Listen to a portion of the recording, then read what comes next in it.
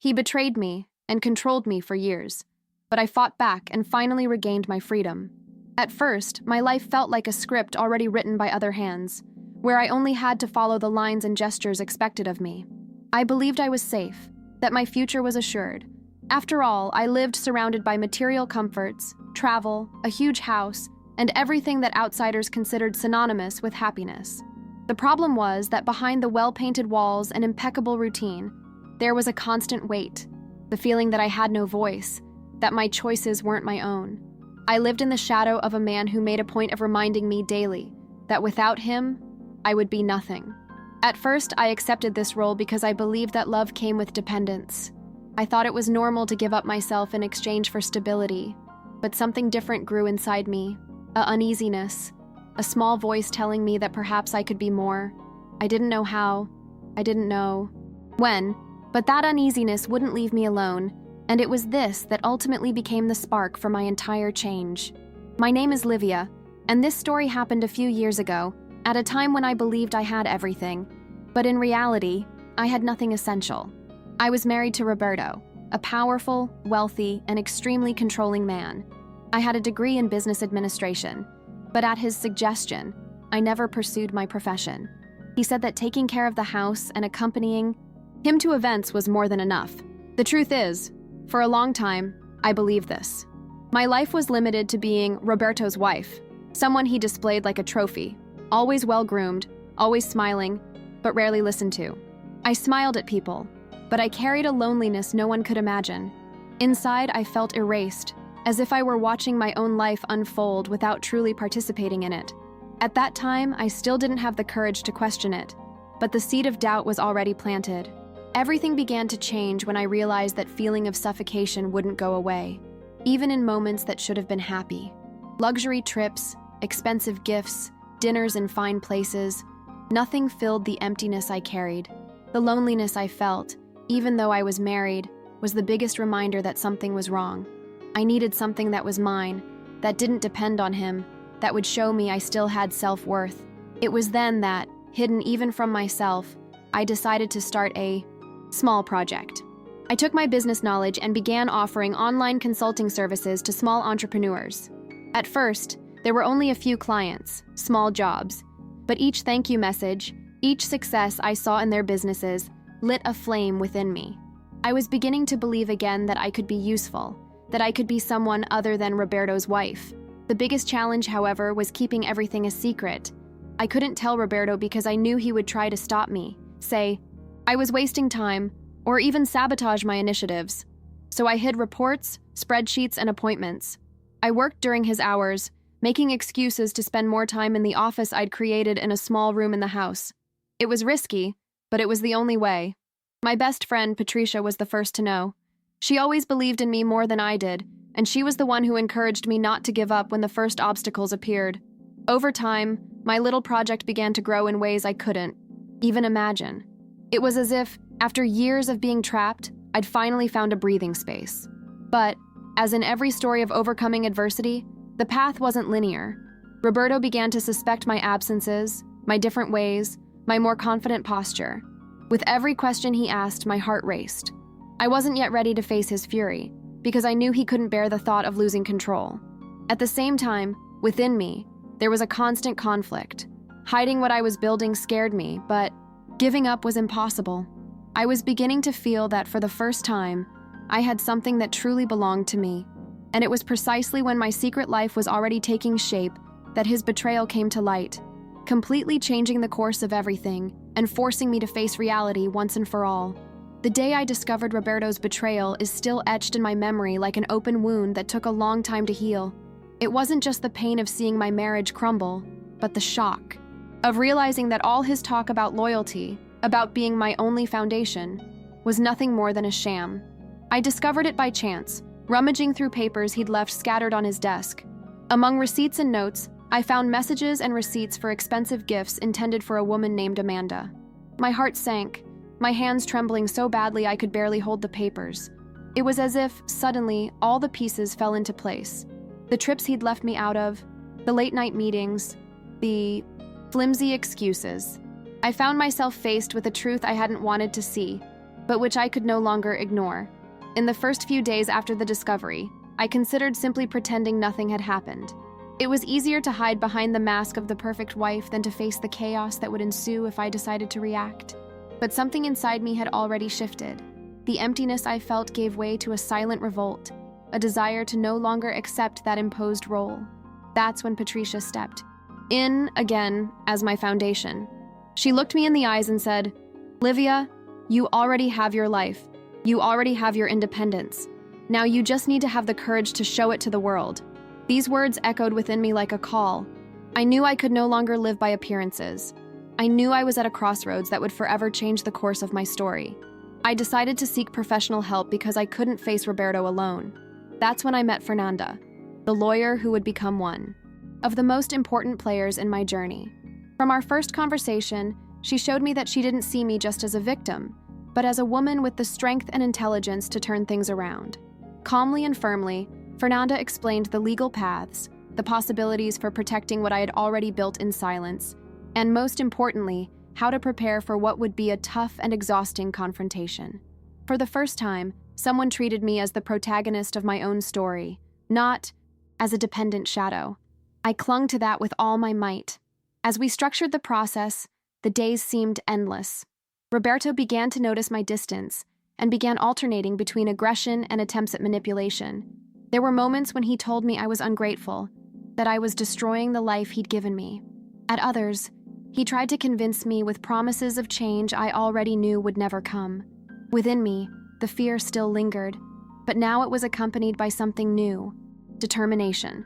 Every time I remembered the company I'd created, the clients who trusted my work, the independence I already had in my hands, I felt there was no turning back. With each step, I saw myself closer to a life that would finally be mine. But it wasn't easy to maintain my balance. There were nights I cried alone, wondering if I was making the right decision. I thought about giving up countless times, about simply accepting life as it was to avoid burnout. I knew the trial would be harsh, that facing Roberto in public would mean opening wounds I could barely face alone. But then, I remembered the woman I had become, the strength I discovered in seeing my work succeed, Patricia's words, and Fernanda's steadfastness. It was as if an invisible current pulled me forward, telling me I could no longer remain silent. And so, through tears, doubts, and small advances, I continued. The moment came when I could no longer hide anything. The process began, and Roberto finally discovered that I had my own company.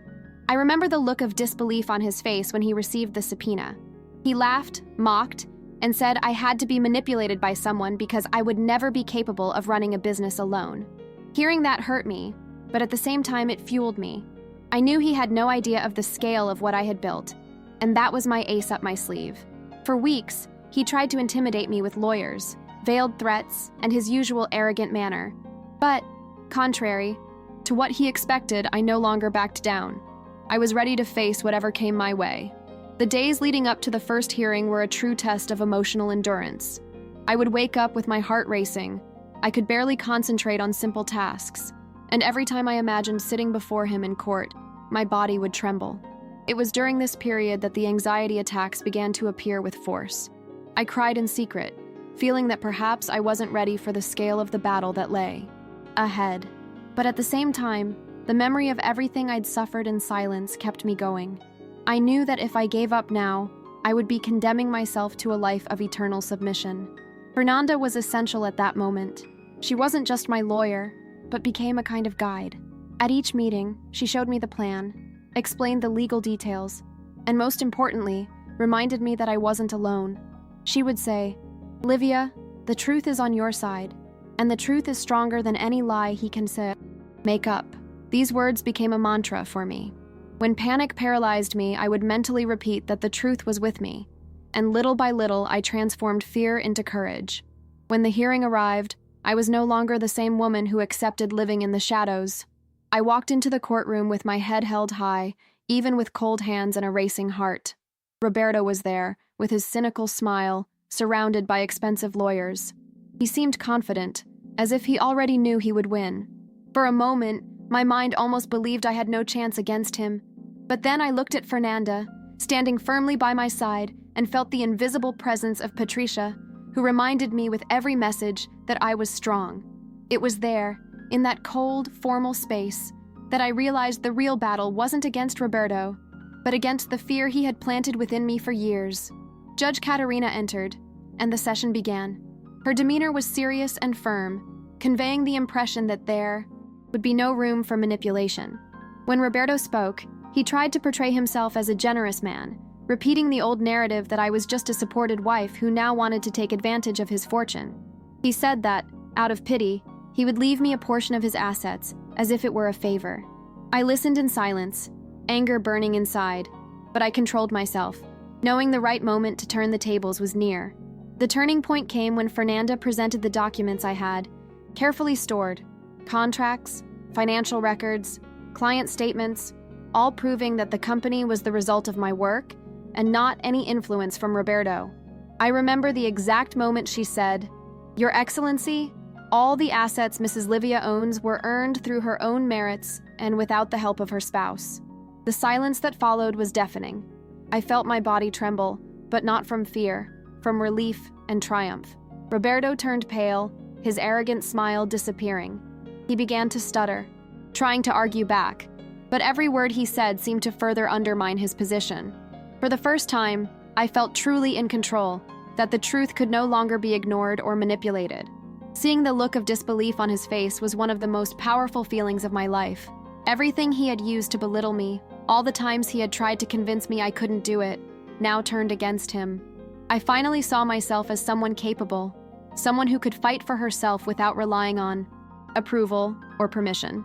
Fernanda led the presentation with impeccable precision, and with each page she showed, I felt my heart swell with courage. I didn't have to prove anything to anyone, but the effect of showing the truth in court gave me a sense of liberation I had never experienced before. When Judge Katerina's turn came to deliberate, the silence in the courtroom was almost palpable. She analyzed every document, listened to every argument, and clearly and fairly declared that my assets belonged exclusively to me. Furthermore, she acknowledged Roberto's manipulations and lies, deciding the division of the estate in my favor as a way to compensate for years of subjugation and control. I felt a wave of intense emotion. Tears came, but they were tears of victory and relief. For the first time, I emerged from an oppressive situation, knowing that my effort and courage had been recognized. Leaving the courthouse that day was like emerging from a dark tunnel into the light. Every step I took was a silent affirmation that I finally belonged to myself. It wasn't just a financial victory, but a personal and emotional one. My body and mind felt light, even knowing that the scars of years of dependence and manipulation wouldn't disappear overnight. There was still pain, but there was also a profound sense of freedom, that I could finally live my life without fear of being diminished or controlled. After the trial, my routine began to change in concrete ways. I invested part of my fortune in projects that helped other women escape abusive relationships. Feeling that my experience could transform someone's life was as liberating as the legal victory itself. Patricia remained by my side, encouraging me every step of the way, and Fernanda became an inseparable friend, proof that surrounding yourself with trustworthy people is essential. I learned that courage isn't born suddenly. It's built gradually, in the small, silent decisions we make every day. And above all, I discovered that the power to change our lives always lies within ourselves. After the court, I finally had time to breathe and reflect on everything that had happened. It was as if an invisible weight had been lifted from my shoulders, and I could, for the first time, see my own strength. The sense of autonomy, which I had previously only dreamed of, now became a reality with every decision I made. I felt more whole, more alive, because I no longer needed to depend on anyone to validate my existence. Every achievement of my company, every project I launched, every woman I managed to inspire became tangible proof that it was possible to emerge from the shadow of an abusive relationship and carve out my own space in the world. I learned that overcoming adversity isn't a one-time event, but an ongoing process. There are still days when memories of pain, betrayal, and control hit me unexpectedly. But now I know I have the tools to face these memories without feeling defeated. My confidence grew not only from the victory in court, but from realizing that I was capable of fighting for myself, setting limits, creating opportunities, and moving forward even when everything seemed impossible. I discovered that sometimes the biggest obstacle is internal, and that overcoming one's own insecurity is just as important as overcoming external challenges. My social life, previously limited and controlled, also began to transform. I reconnected with old friends, strengthened bonds, with people who truly mattered, and allowed myself to pursue new relationships in a healthy way, without fear or submission. My sense of belonging and emotional freedom grew stronger and stronger. I no longer needed Roberto's approval or his permission to be happy. Every step I took, however small, was a reminder that my happiness depended solely on me, not on anyone trying to diminish or manipulate me. Looking back today, I see how those years of hardship shaped me. The experience taught me the importance of courage, patience, and self-sufficiency. I learned that life doesn't have to be perfect to be meaningful, and that our greatest strength comes when we decide to take full responsibility for ourselves. Every challenge, every tear, every night of doubt contributed to the woman I've become. Someone capable of transforming pain into learning and fear into action. I feel that my story isn't just mine, but can serve as inspiration for others who, like me, believed they were trapped in a life that wasn't theirs. If there's one message I want to leave you with, it's this. Never underestimate the power you have over your own life. Even when you feel alone, insecure, or powerless, there's a silent force within you that, when awakened, can transform everything. Today, my company is thriving. My social projects help women gain independence, and I live a life that once seemed impossible. The freedom I achieved wasn't just legal or financial, but emotional and spiritual. And even though I still carry some scars, they are now symbols of my resilience, courage, and ability to start over. I'm Livia, and this is my story of overcoming and liberation.